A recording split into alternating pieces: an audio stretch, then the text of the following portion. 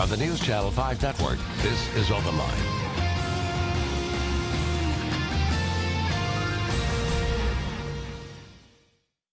Hello everyone, welcome to OpenLine. I am Ben Hall. A very important show tonight, difficult for some people to talk about. We're talking about mental illness in Tennessee. Specifically, the New York Times just did an article on an inmate here in Tennessee at River Bend who died during a violent cell extraction. He was mentally ill, he'd been incarcerated for some time, and his story is really indicative of the dangers of putting mentally ill people behind bars. What happens? And sadly, it's happening more and more because there are fewer places for the mentally ill to go, fewer treatment options available.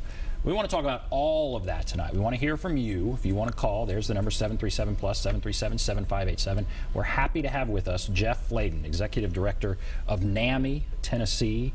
Thank you for being with us. Thank you.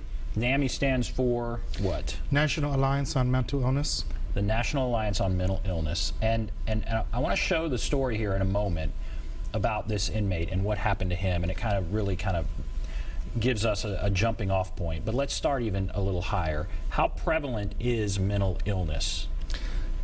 Experts argue whether it's 1 in 4 people or 1 in 5 people that are impacted every year by mental illness. So the prevalence is just much larger than we think it is, but people don't like to talk about it.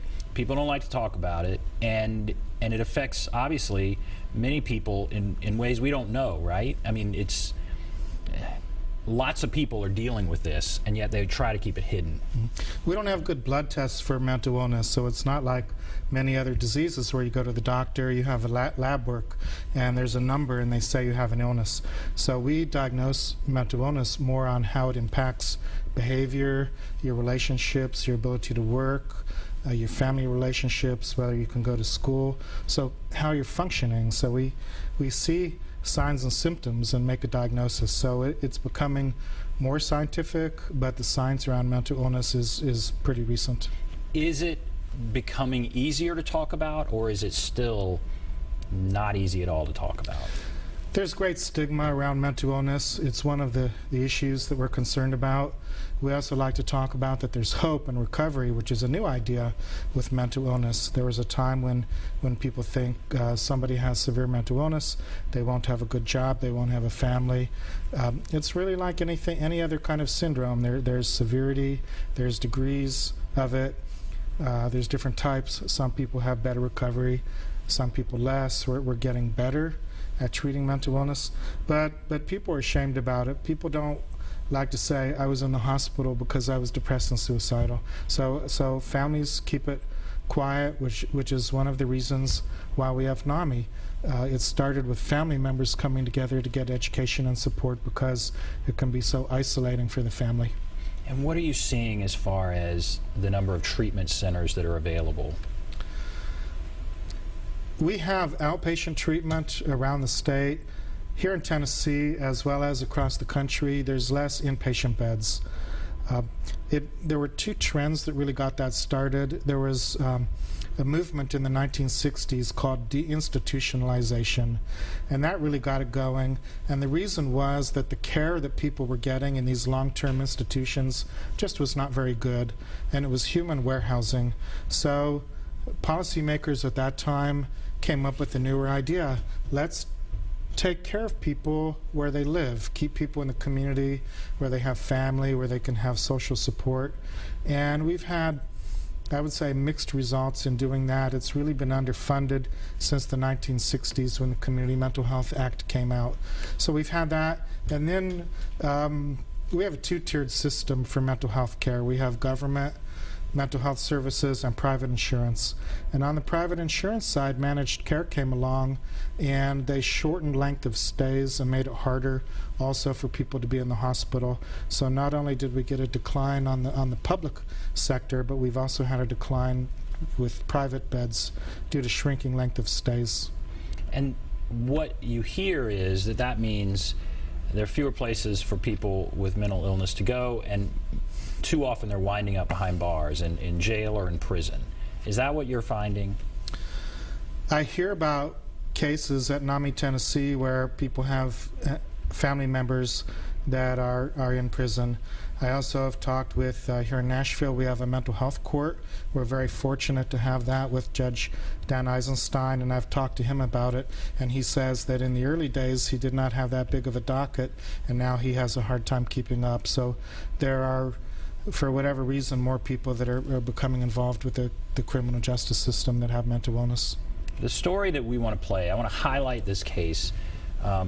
This was just in the New York Times. This is a case involving Charles Jason Toll, 33 years old. He died at Riverbend during a cell extraction. This kind of gives you his story and the tragic results that can occur when mentally ill are put behind bars. And it also kind of talks about some of those other things we were just talking about. So let's take a look at that story, then we'll come back and talk about it. Unblock the door. This video, shot by prison officers, recorded the final violent minutes of an inmate's life.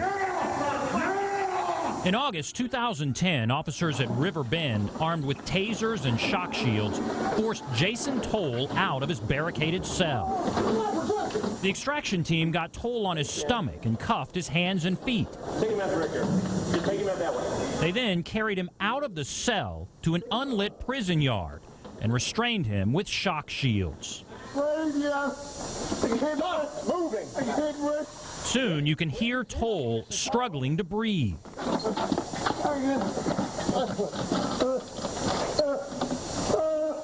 Minutes later, the 33-year-old was dead. Mr. Toll?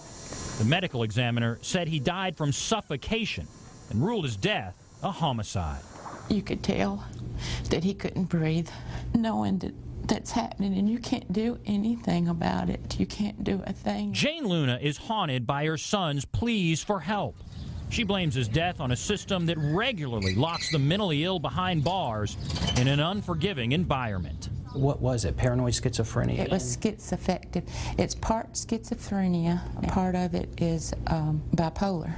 He would hear voices that would tell him to hurt himself.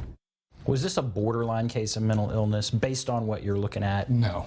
When his thought disorder or his mood disorder was acting up, he wasn't capable of day-to-day function. Dr. David Street reviewed hundreds of pages of Toll's medical records and says this is a tragic example of what happens when people with severe mental illness wind up in prison. The correctional institutes aren't designed to do mental health delivery. They're for criminals. Jason Toll didn't seem like a kid headed to prison.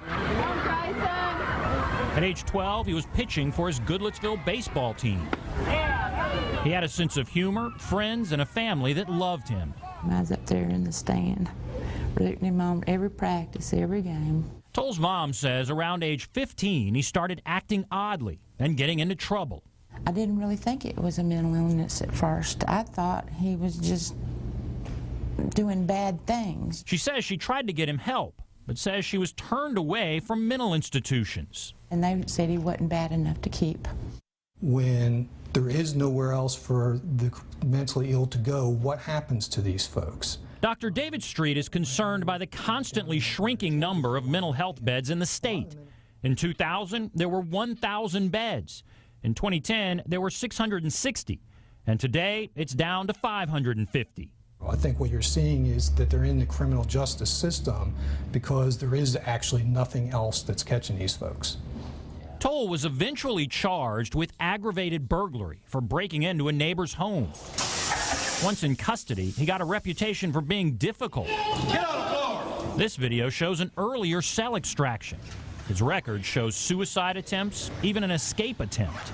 He's not thinking rationally. No, no. He has numerous assaults on staff, throwing fluids. On the day Toll died, he threw urine on an officer and refused to leave his cell. That's when the extraction team went in. When he came to the door, I could see the fear in his eyes. He was scared. She was shocked when the state reviewed the video and called it a by-the-book cell extraction. And when a jury agreed.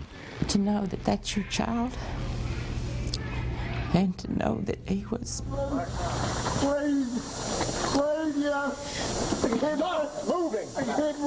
Toll is now just another unruly inmate to die in prison.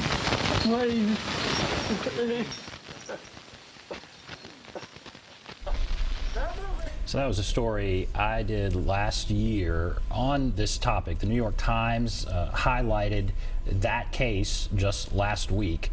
There's several things we can talk about, and I know you don't want to talk specifically about Charles Jason Toll, but the unforgiving environment, being turned away from mental health institutions, some of those larger issues we can talk about. We're going to take a break. If you want to call, there's the number, 737+, 737-7587. We'll take a break.